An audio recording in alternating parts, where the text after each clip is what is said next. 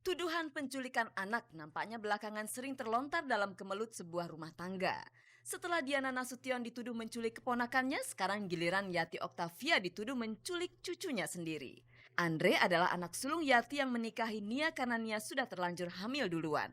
Meski anak mereka telah lahir, rumah tangga Andre dan Nia tak pernah sepi percekcokan. Bocah yang kemudian dinamai Alika itu kini berada dalam pengasuhan keluarga Yati.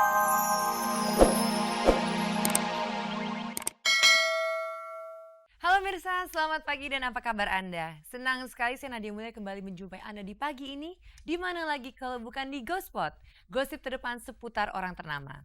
Saya akan mengajak Anda untuk menjelajahi seluk-beluk dunia selebriti, menjaring gosip-gosip terpanas, serta membongkar fakta yang tersembunyi di balik gemerlap kehidupan dunia selebriti. Dan pemirsa, apakah Anda ingin 3 juta rupiah untuk 3 orang pemenang? Caranya gampang sekali. Jawablah pertanyaan kuis SMS Gospot di penghujung acara nanti dengan cara mengetik GS spasi jawaban A atau jawaban B dan kirimkanlah ke nomor 6288. Dan pemirsa, bersama Gospot, Anda tidak perlu was-was ketinggalan berita. Dan inilah sajian informasi segar bagi Anda yang memang haus akan berita dari dunia selebriti.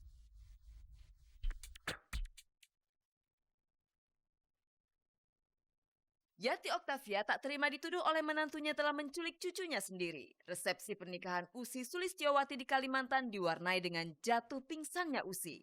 Perseteruan antara Farhad Abbas dengan Ani Muryadi semakin memanas dan semakin melibatkan banyak orang. Desainer Oscar Lawalata untuk pertama kalinya merancang baju untuk anak-anak.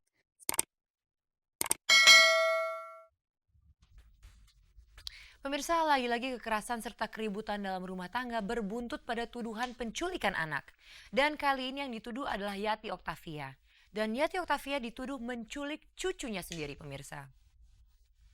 Dan tuduhan ini terlontar dari mulut anak mertua Yati dan Pangky Suwito. Dan hal ini merupakan ekses dari gonjang-ganjing rumah tangga Andre, putra sulung Yati dan Pangky. Nah, pemirsa, kira-kira bagaimana perasaan seorang Yati Octavia dituduh melakukan hal ini? Mari kita simak liputan selengkapnya.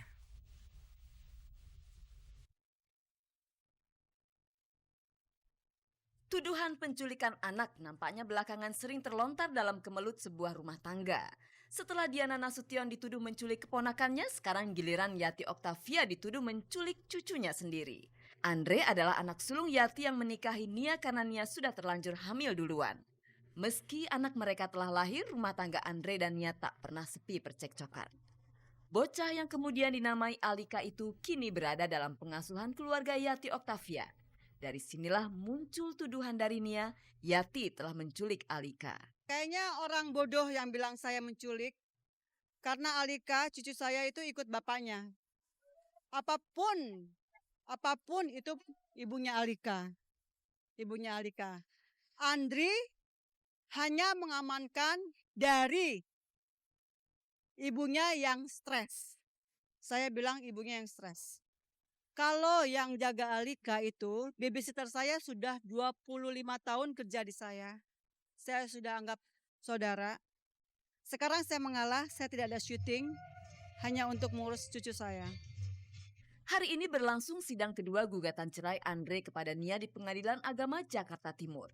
Menurut Yati, pada sidang pertama pihak Nia sudah melontarkan tuduhan penculikan anak itu. Kebetulan saya sekarang minta perlindungan, maksudnya minta sama Bang Hotman Paris. Karena kemarin sidang pertama aja Andre diserang oleh pengacaranya. Pengacaranya menyerang Andre di dalam pengadilan bahwa Andre ngebohong katanya. Terus katanya saya menculik, pengacaranya bilang, Nia katanya susah mau nengokin, kenyataannya dia enggak. Pertanggal 23 kita dituduh sebagai pengacaranya. Dan memang jadi gugatan bukan kita yang bikin, hanya melanjutkan ya. Isi gugatannya adalah minta cerai dan anak bernama Ajeng Atika Nur Ajisa yang berumur kurang lebih sekitar 8 bulan minta dibawa perawalian si bapak. Alasan perceraian adalah karena pertengkaran yang terus-menerus. Pasangan Yati Octavia dan Pangky Suwito selama ini dikenal sebagai pasangan yang harmonis dan saling setia. Bukti dari kesetiaan Yati kepada suaminya adalah saat Yati rela mendampingi suaminya di Purwokerto selama 7 tahun. Kala itu Pangki sedang coba-coba bangkit dari keterpurukan ekonomi dengan berbisnis tambak udang. Keduanya pasti berharap anak-anak mereka sanggup mengikuti jejak mereka menjadi orang tua yang saling setia dalam untung dan malang. Ironis sekali, saya prihatin karena 26 tahun saya perkawinan dengan Mas Pangki, saya tidak pernah ribut di depan anak-anak saya. Tidak pernah. Boleh tanya, saya tidak pernah ribut yang namanya diskusi, ngotot segala macam, tidak pernah. Masalahnya sudah cukup apa ya, cukup bikin di rumah tangga saya dengan ada duri gitu. Jadi mungkin keputusan dan tindakan Andri memang tepat. Karena si istri itu tidak bisa dibilangin oleh suami. Nah, kalau saya apapun kejadiannya, istri harus patuh terhadap suami.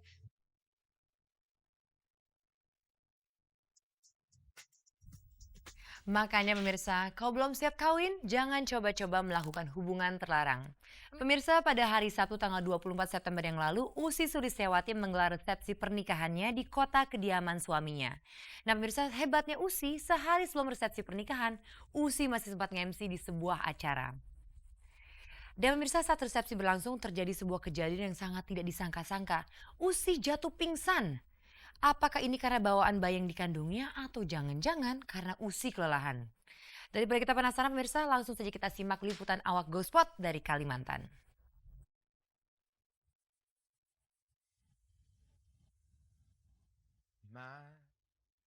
Pada hari Jumat lalu, awak Gospot langsung terbang ke Pangkalan Bun untuk meliput resepsi pernikahan Ussy dengan Yusuf Sugianto yang rencananya akan digelar tanggal 24 September. Setelah mendarat dengan selamat di Bandara Pangkalan Bun, awak Gospot langsung meluncur menuju lokasi resepsi pernikahan Ussy dengan pengusaha perkebunan kelapa sawit ini. Tiba di lokasi, awak Gospot langsung terbayang sebuah resepsi pernikahan akbar.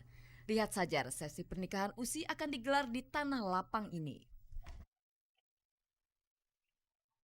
Hari semakin siang, masyarakat di sekitar Pangkalan Bun datang berbondong-bondong untuk memberikan ucapan selamat kepada mempelai yang berbahagia. Ussy dan Yusuf Sugianto rupanya memberikan kesempatan kepada masyarakat sekitar untuk ikut berpesta.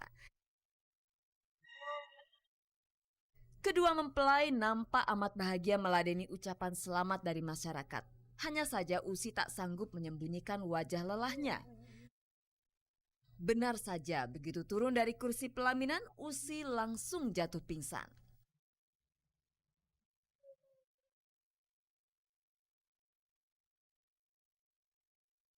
Malam harinya digelar resepsi pernikahan yang jauh lebih semarak. Ada panggung besar di tengah lapangan dan sebagai hiburan utama adalah penampilan dua penyanyi kontes dangdut TPI. Ussy yang siang harinya sempat pingsan kini nampak segar kembali. Dengan senyum ramahnya, Ussy dan suaminya mendatangi para tamu undangan. Di antara tamu yang hadir nampak Edis Adelia yang tak lain adalah sahabat kental Ussy. Jujur, saya juga salah satu termasuk temennya dia yang mensupport Ussy untuk membina hubungan ini dan alhamdulillah sampai ke pelaminan ya. Waktu masa pacaran juga saya sempat ikut menemani mereka pacaran gitu ya. Dan alhamdulillah saya juga bilang sama Ussy sih, kalau buat suami saya bilang ya, insya Allah ini yang terbaik buat kamu. Selesai sudah resepsi pernikahan akbar Ussy dan Yusuf Sugianto di Pangkalan Bun. Saking lelahnya, Ussy dan suaminya baru mau meladeni wawancara awak Gospot pada keesokan harinya. Beda dengan sebelumnya, kali ini Yusuf mau bercerita banyak tentang kisah cintanya dengan Ussy. Saya melihat pertama kali istri saya lihat di airport Jakarta.